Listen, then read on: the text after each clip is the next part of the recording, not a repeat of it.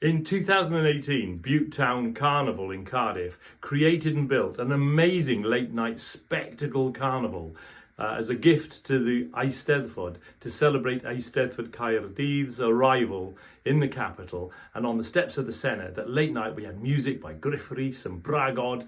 Thousands turned out to watch and hundreds took part in an amazing carnival spectacle.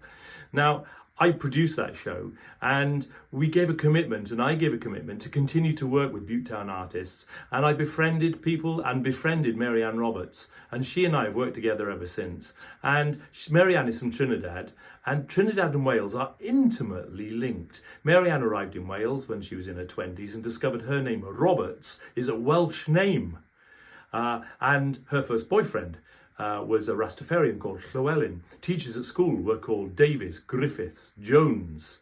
So we've built a new opera about Wales and Trinidad and how they're linked from the 1790s onwards and what that means for Wales today.